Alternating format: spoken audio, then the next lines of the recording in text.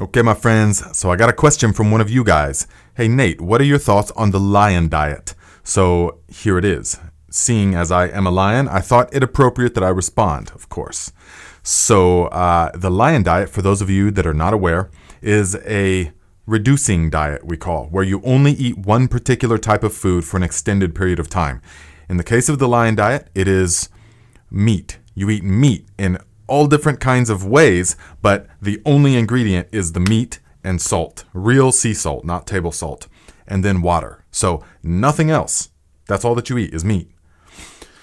Now, this can have a lot of effects for us. And you typically utilize something like this, a reducing diet, when you want to solve an issue that is going on in the body. If you have some kind of allergic reactions, if you have some kind of crazy weight fluctuation, or if you have some kind of illness or depression, or if you have, ADD, really so many different things. I mean, virtually everything is caused by the diet, by what you put into the body.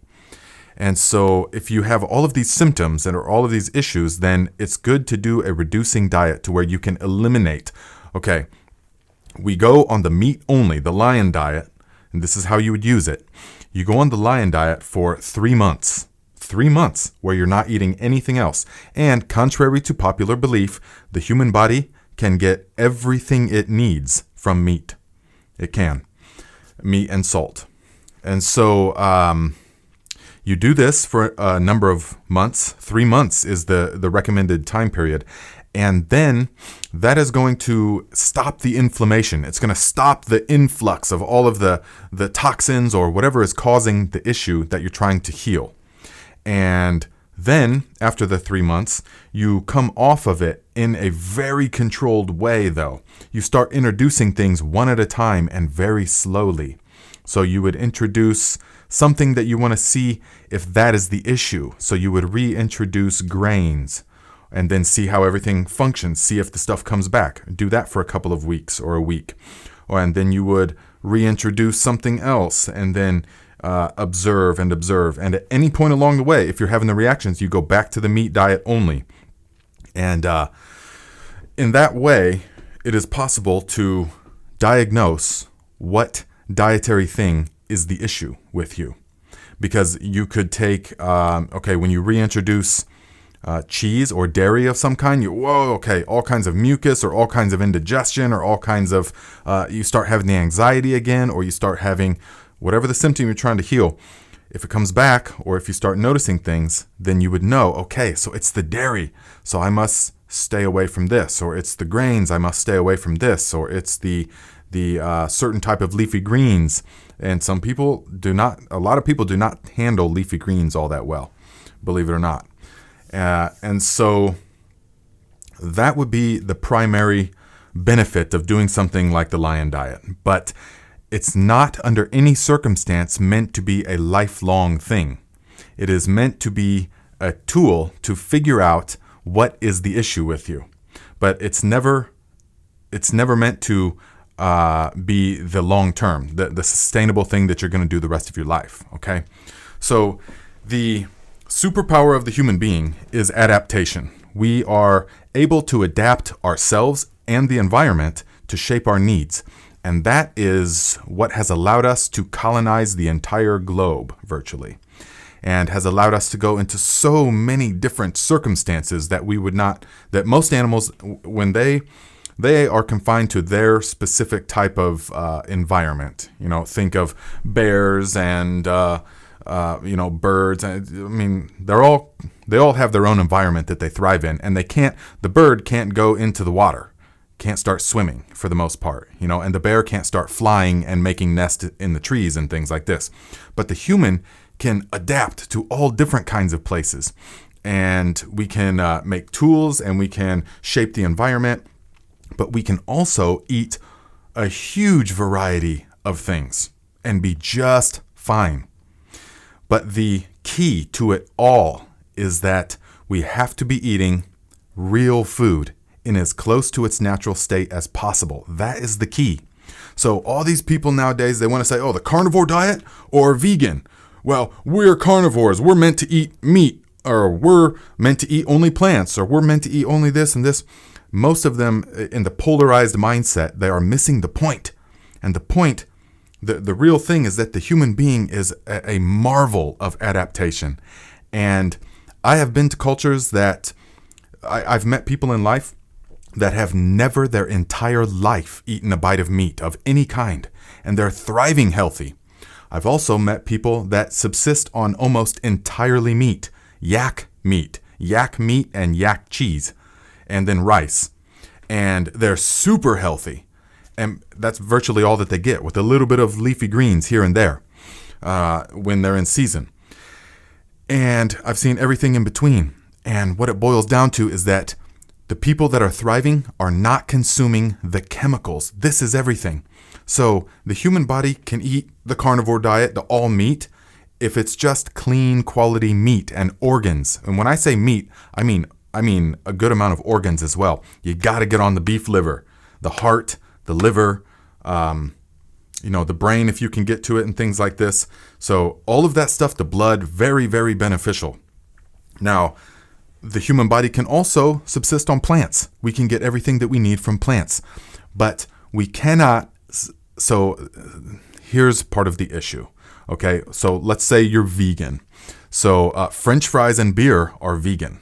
Okay, so there can be, and in that case, that's going to be majorly detrimental to the health in the short and the long term.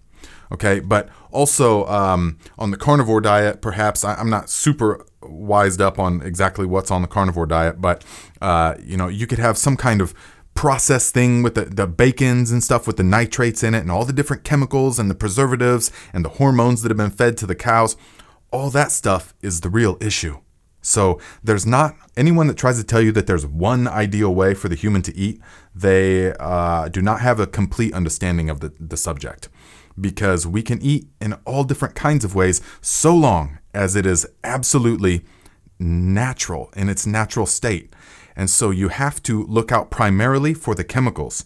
And the one good way, if you just basically stick to the one rule to cook all of your own food from scratch all the time, you'll pretty much be fine, because the human can thrive on beans and lentils and rice and all different kinds of meats and cheeses and dairies. If it's raw dairy, raw cheese, and it's grass-fed meat. Do you see what I'm saying?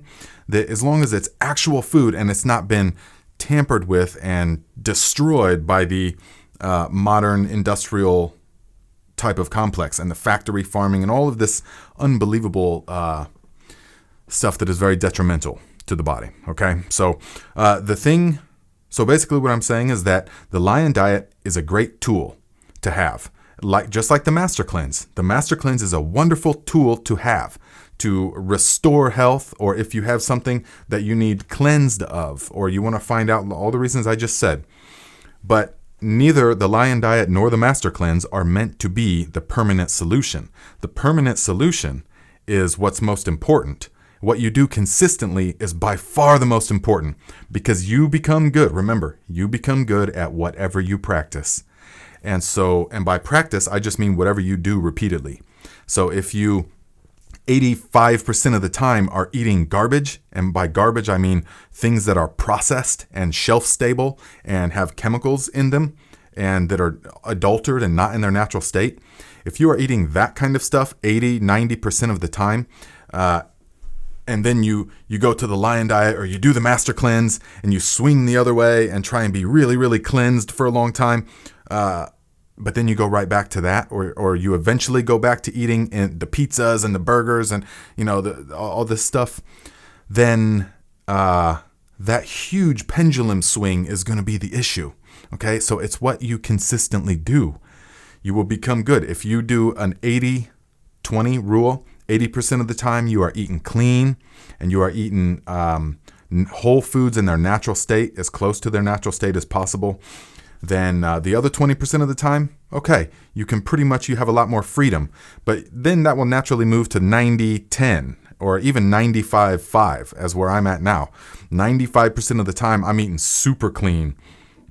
Yes, I eat meat. I eat raw beef liver. I eat raw bone marrow. I eat I eat tallow, and bone broth and all different kinds of things. But also, if you've watched my gardening channel, a huge plethora of vegetables, potatoes, carrots, Beans, peas, I grow them all myself. Winter squash, sweet potatoes, all that stuff. I get that in me too. But you see, all that stuff is as close to its natural state as possible. I grow all the veg I consume. But the meat, because at the moment I don't have land, but I will in the future, and I will be raising all the different kind of animals. But instead, I go to my Amish friends and I get the good grass-fed. It's all grass-fed, grass-finished. I make my own tallow, and that's where I get the beef liver and the beef hearts and the bone marrow and the colostrum. I drink the cow colostrum sometimes, the bovine colostrum.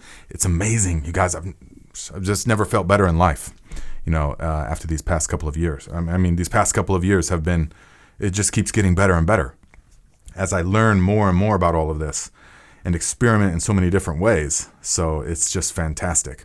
But you see, the key there is that it is all clean. And I don't go out to eat. And once you start eating like this anyways, you go out to eat and everything is subpar to what I can make myself. And that's just a fact.